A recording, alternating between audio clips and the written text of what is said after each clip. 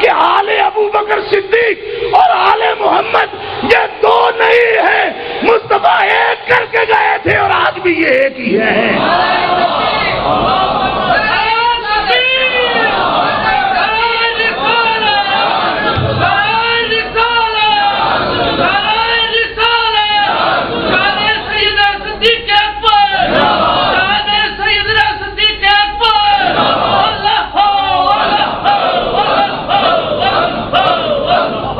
اور سن لیجیے اہل سنت و جماعت، ائمہ اہل بیت میں چھٹے امام، اقلیم امامت کے چھویں تاجدار امام جعفر صادق، یہ مرید ہیں حضرت قاسم کے، اپنے نانا کے مرید ہیں، سلسلہ عالیہ نقشبندیہ کا پیر۔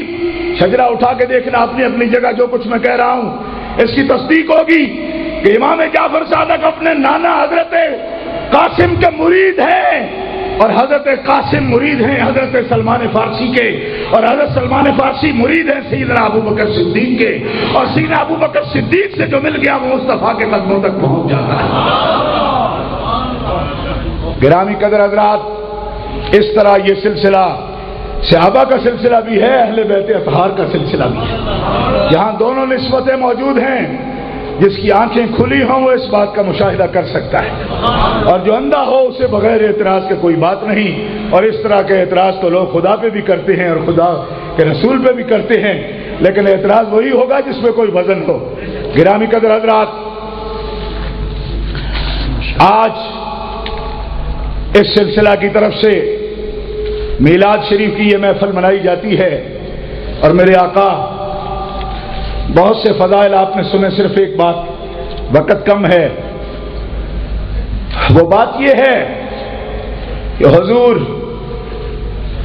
امام الانبیاء والمرسلین، قائد المرسلین، سید النبیین، امام الاولین والآخرین، حبیب خدا، اللہ نے آپ کو نائب مطلق فرمایا۔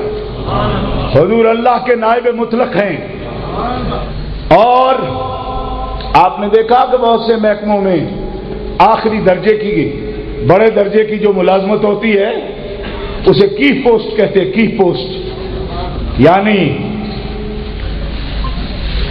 کہ سب سے بڑا عہدہ اس کا ہے، جو اس کا مقام یہ ہے کہ کی پوسٹ ہے، اس کی چابی کا درجہ رکھتا ہے۔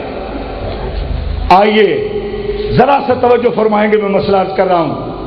اللہ نے قرآن میں فرمایا عندہ مفاتح الغیب لا یعلمها الا هو لہ مقالید السماوات والارض، اللہ کے پاس ہی غیب کی کنجیاں ہیں، مفاتح الغیب، عندہ مفاتح الغیب لہ مقالید السماوات، یہ علم ہے، یہ تصرف ہے، آسمان و زمینوں کی مقالید اللہ کے پاس ہیں، آسمان و زمینوں کے مفاتیح اللہ کے پاس ہیں۔ اب آئیے مفسرین کی آراء سنیے کہ مصطفیٰ علیہ السلام اس دنیا میں کیا ہیں۔ مفسرین فرماتے ہیں مفاتیح تو مفتاح کی جمع ہے، اور مفتاح چابی کو کہتے ہیں، اور کس کی چابی؟ آسمان و زمینوں کے علوم کی۔ اور چابی کا علوم سے کیا تعلق؟ چابی کا علوم سے کیا تعلق؟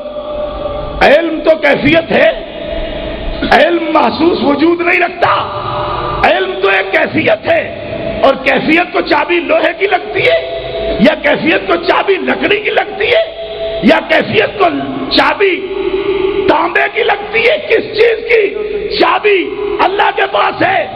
ارے غیب کیفیت ہے، اور کیفیت کا مکان بھی کیفیت ہے، اور مکان جب کیفیت ہے تو اس کا تالا بھی کیفیت ہے۔ اس کیفیت کی جو چابی ہے وہ بھی لوہے کی نہیں، وہ خاص چابی ہے۔ وہ کیا ہے؟ تفسیر قرطبی اٹھا کے دیکھو، فرمایا مفاتیح کی میم ہے اور مقالید کی دال ہے، وہی چابی ہے جس کے نام کا اول حرف میم ہے اور آخری حرف دال ہے۔ فرمایا تم کہتے ہو مفاتیح رب کے پاس ہے، اپنے رب کے پاس بھی کروڑہا برس اس کی صفات ذاتیہ کے ساتھ ساری کائنات کی چابی وہ وجود مطلق جناب محمد چابی بنا دیا۔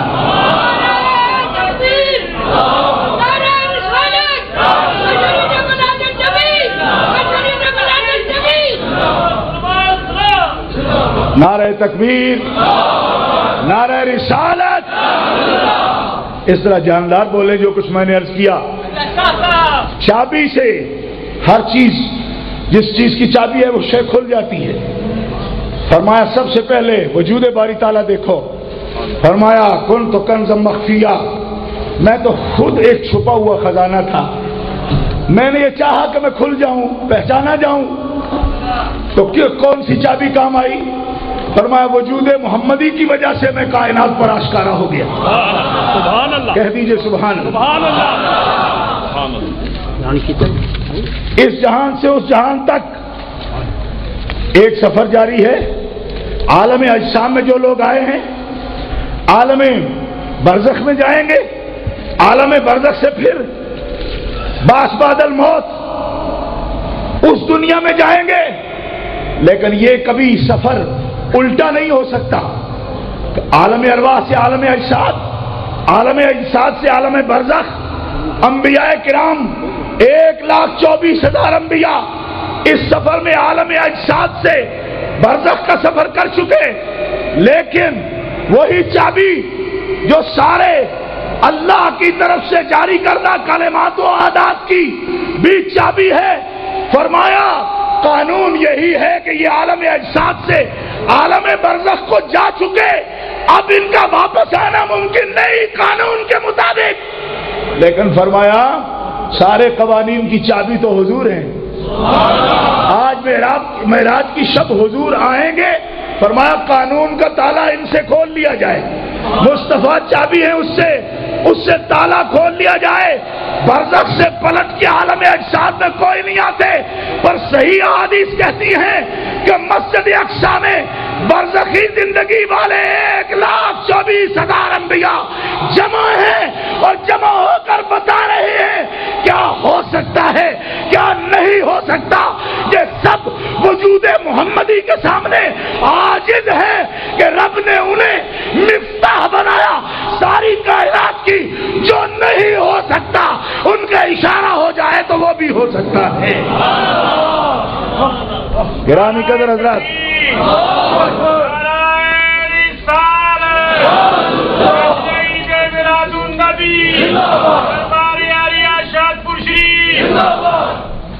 سورج مشرق سے طلوع ہوتا ہے، مغرب کی طرف غروب ہوتا ہے، یہ قانون ہے، اور جب سورج غروب ہو جائے تو پلٹتا نہیں، لیکن مصطفیٰ وہ متصرف ہیں، اللہ نے وہ قدرتیں دی ہیں کہ وہ خود مفتاح ہیں سارے قوانین کے بھی اور سارے قدرتوں کے بھی۔